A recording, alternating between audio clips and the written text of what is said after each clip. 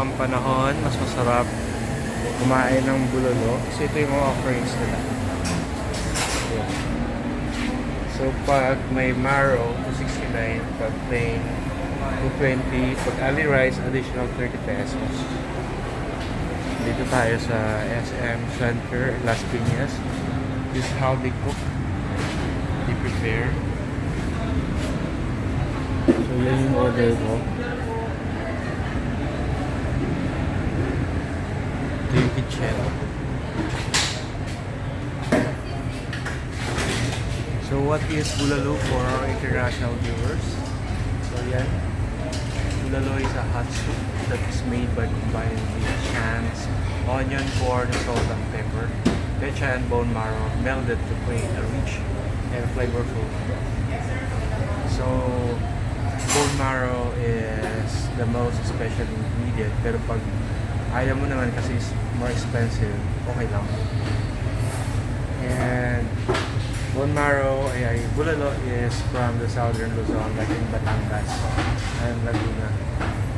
Pagkaing Pampabata, or a food that will make you young.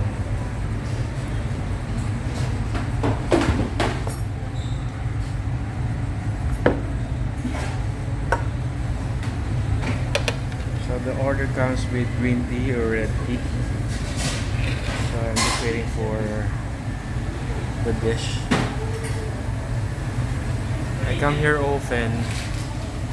Pag nagsawa na ako ng mga inasal, I come here.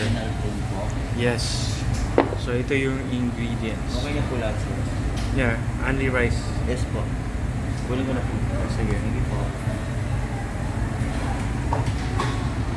For a rainy day. Ito yung soup.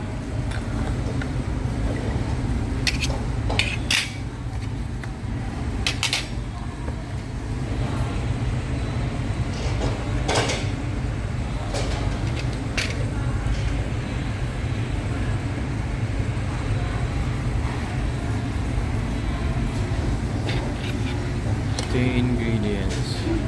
Ayan.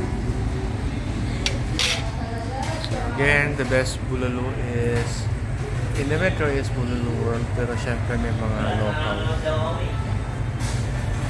I asked them kung beef nila is from Batangas. Hindi, sa palengke lang daw.